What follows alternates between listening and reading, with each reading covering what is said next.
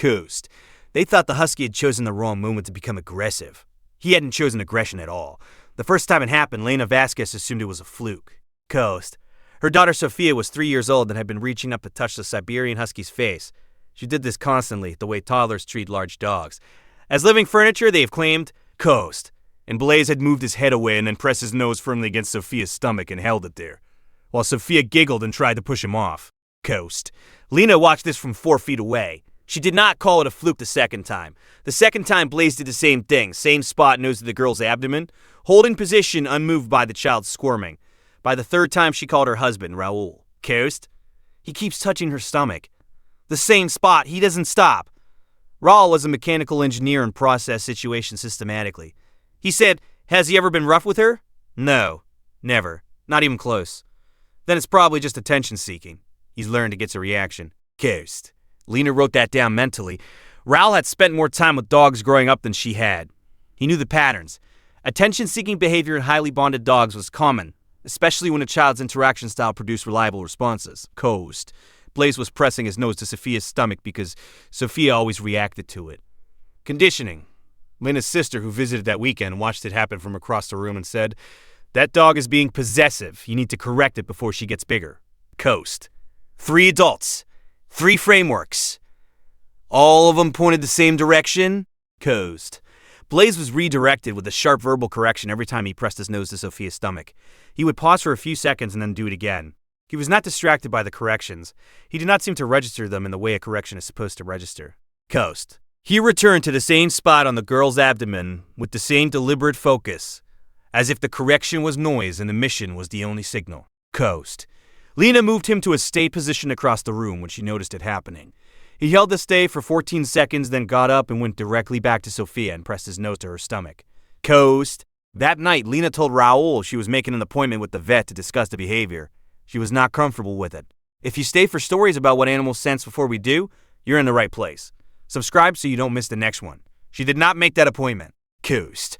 What happened instead, Sophia woke on Thursday morning and said her stomach hurt. Lena gave her crackers and the mild pediatric sympathy of a mother who had learned that toddler stomach aches were frequent, diffuse, and usually resolved before the end of the morning. Coast? By noon, Sophia had a fever. By 2:30, the fever was at 103.4, and Sophia was lying on the couch, not moving in a way that Lena recognized as the wrong kind of still. Blaze was lying beside the couch with his nose 6 inches from Sophia's stomach, not moving, not sleeping, watching the girl. Coast. Lena took Sophia to the pediatric urgent care at 3:15. Dr. Fatoumata Diallo pressed carefully on Sophia's lower right abdomen. Sophia flinched.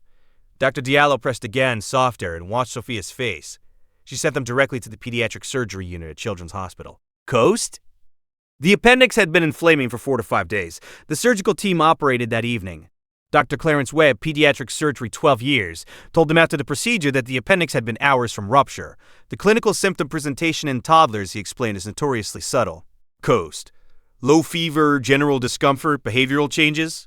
Symptoms that parents and even practitioners frequently attributed to viral illness. Coast. The specific pattern, he said, of a child with localized right lower quadrant pain who was unable to report or localize the pain accurately was one of the most common delayed diagnosis scenarios in pediatric emergency medicine. For days, Raul said, the dog kept pressing his nose to that exact spot. Coast? Dr. Webb looked at him. Dogs have a documented capacity to detect inflammatory compounds and bacterial metabolites through olfaction, he said. The specific location your dog was returning to corresponds precisely with the anatomical position of the appendix. Coast. Has your dog ever done something that made no sense until it was the only thing that made sense? Tell us in the comments. These stories deserve to be heard. Coast. Lena sat with the map of the last week, the nose pressed to Sophia's lower right side. The repeated return despite correction. The 14-second stay before he went back. The night on the couch beside a child running a fever he had detected before a thermometer confirmed it.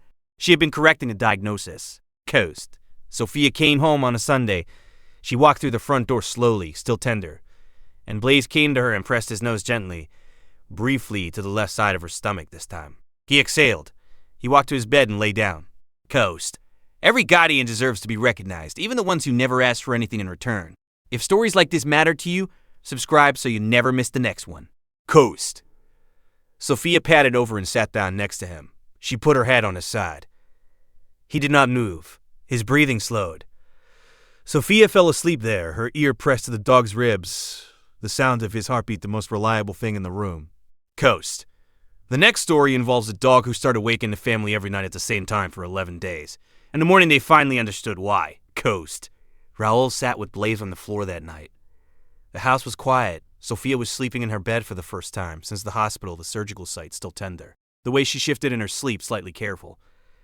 Blaze lay across the doorway to her room. Coast.